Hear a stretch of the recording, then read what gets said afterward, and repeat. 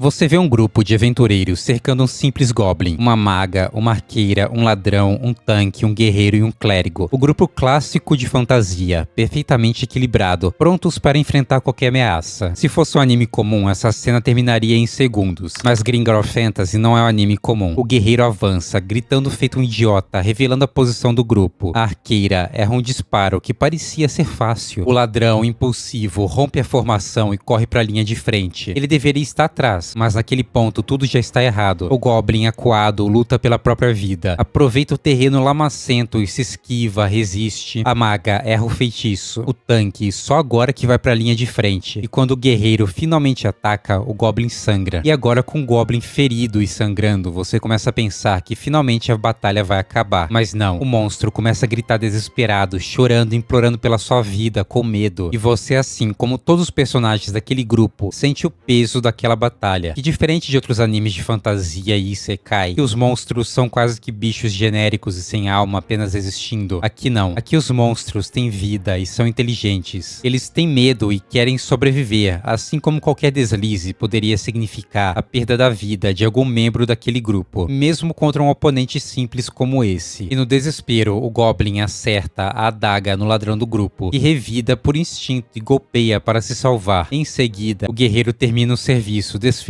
múltiplas espadadas. Vários golpes violentos, caóticos, nada heróicos, só sobrevivência. E você fica assistindo essa cena com desconforto. Porque diferente de outros animes que tudo é fácil, o protagonista fica forte rapidamente e vencer um simples Goblin é uma tarefa tranquila, aqui não. Aqui mostra a fantasia mais pura e crua de se ver. Em que estratégias, formações do grupo e classes são importantes. Esse anime, que na época quando foi lançado passou meio que desapercebido, representa a mais pura e verdadeira essência do que é uma fantasia. Fala pessoal, prazer, meu nome é Mingle e já deixa o like pra não ficar calvo. Imagina que um dia você acorda numa torre sem lembrar quem é e como você foi parar ali, e se sentindo apenas assustado e confuso. Assim que você sai da torre, você vê outras pessoas no mesmo estado, e meio que imediatamente vocês são abordados por uma guilda, dizendo que para viver nesse mundo, vocês precisam caçar monstros e virar aventureiros. E sem entender nada do que está acontecendo, os novatos mais promissores, que acordaram nesse mundo, são escolhidos para entrar nessa guilda. Até porque eles são altos, fortes e mais calmos. Só podem ser os nossos protagonistas. Só que não, a câmera vira e revela um bando de fracassados deixados de lado. Esses são os nossos protagonistas. E após os perdedores serem deixados de lado, eles se juntam para sobreviver e formam um grupo, em que cada um decide pegar uma classe e treinar ela. Cada um decide aprender um ofício, seja entrando na escola de magia, escola dos ladrões, escola do clérigo, guerreiro, etc. Esse anime é a retratação mais honesta de como seria um grupo de iniciantes no mundo de Dungeons and Dragons, começando como um bando de cocô até se tornarem um grupo verdadeiramente funcional. E isso é simplesmente fantástico e refrescante de se ver numa fantasia. Em vários animes do mesmo gênero, os protagonistas são pessoas especiais e rapidamente se adaptam ao fato de terem sido transportados para um outro mundo. Ou então, são alguma espécie de perdedores que descobriram um poder apelão e se tornaram deuses, superando qualquer dificuldade. Em Gringor Fantasy and Ash, nada disso acontece. A obra é sobre o fato de que você não é especial, e mesmo assim, na vida, você precisa seguir em frente e continuar sobrevivendo. O nosso protagonista, o Haruhiro, ele é um garoto que começa o anime sendo alguém sem confiança própria, que acaba escolhendo a classe dos ladrões para lutar, e de repente ele se vê numa situação em que ele é o líder de um bando de amadores perdidos. A Yumi é uma garota meio burrinha, mas cheia de atitude, que decide se tornar a arqueira do grupo, e o que ela não tem de cérebro, ela compensa com carisma e pêssego, bastante pêssego. A Mary é uma garota que chegou naquele mundo há mais tempo do que todo mundo, uma clériga, e por um trauma passado que ela teve numa aventura, ela se tornou alguém quebrada, tendo dificuldade em criar relações e confiar nos outros. Uranta, que escolhe a classe do guerreiro, é um merda. Ele é basicamente muito emotivo e infantil, mas que as outras pessoas do grupo precisam aprender a lidar com ele, porque sem Uranta na linha de frente do grupo, fica tudo muito desbalanceado. Na verdade, isso é algo muito interessante desse anime, que apenas a falta de uma classe no grupo deixa tudo desbalanceado. Sem o clérigo clérigo para curar as pessoas na linha de trás, o grupo acaba morrendo rapidamente. Sem o tanque para aguentar os danos, o arqueiro e o mago não conseguem atacar. Sem o ladrão para se esgueirar e atacar de surpresa os inimigos-chave, o grupo fica à mercê de magos e arqueiros que estão do outro lado. Então, cada classe nesse anime é fundamental para o grupo. E acompanhar tudo isso de perto é divertido para um caramba, porque assistir ao grupo aprendendo a se posicionar numa batalha, cada um se tornando mais forte e ao mesmo tempo que mostrando como são humanos e ficam putos um com o outro, vão pro bar juntos ou então os garotos se juntando para falar besteiras. Tudo isso me parece muito real e me fez esquecer que estou vendo um anime e me sentir de verdade parte daquele grupo. Ao passo que quando eles estão com raiva, felizes, se sentindo românticos e flertando,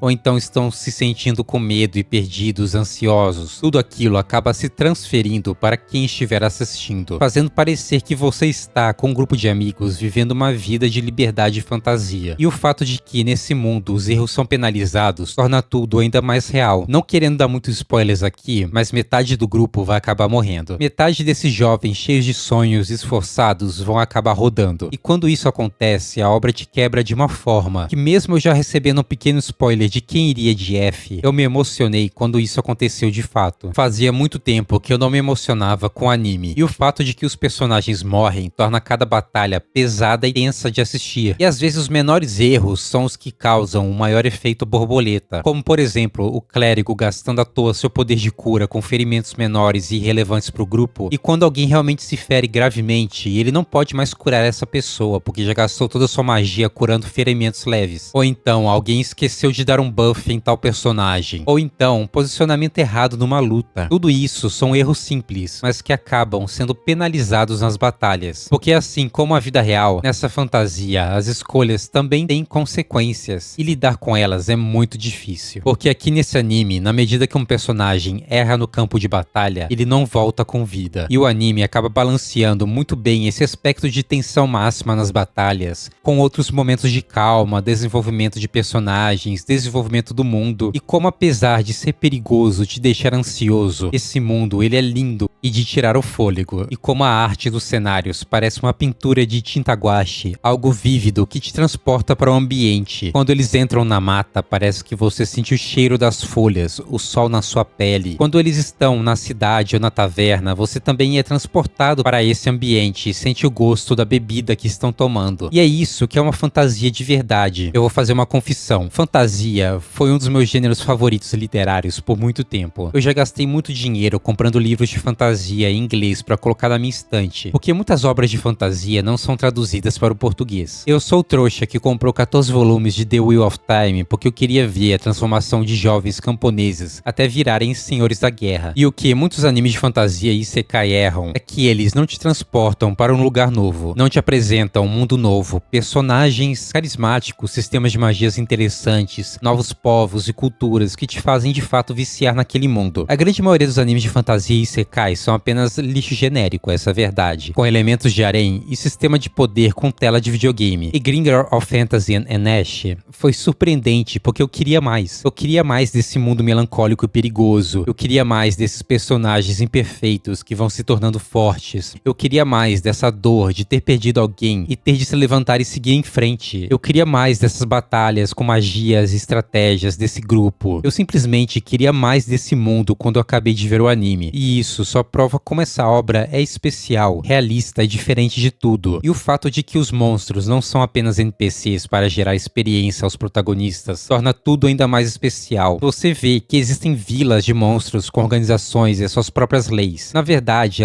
é até injusto chamar essas outras espécies de monstros, mas eles são seres espertos que possuem ambições e estão tentando apenas proteger seu povo, enquanto um bando de humanos com magia invade e começa a caçar. E o interessante do anime é que você consegue entender que aqueles seres possuem de fato sentimentos, laços e inteligência, mas ao mesmo tempo é questão de sobrevivência. Se não forem eles, vão ser nós. Só que o fato de que a obra deixa claro que você está enfrentando um ser vivo e não apenas um monstro genérico que vai dar pontos de XP, já torna essa obra mais interessante e as lutas muito mais impactantes do que qualquer fantasia genérica. E Gringer of Fantasy foi a maior descoberta que eu já tive em muito tempo num anime. Uma obra que reverte totalmente o gênero de isekais como como conhecemos, e que não recebeu a devida atenção quando foi lançada. E além do mais, essa obra tem pêssego, muitos pêssegos. Nota 8.7 de 10, você precisa assistir. Eu sou o Mingle e como eu sempre falo no final dos vídeos, eu espero que você seja feliz. Que você seja muito feliz. Valeu, falou, deixa o like e tchau.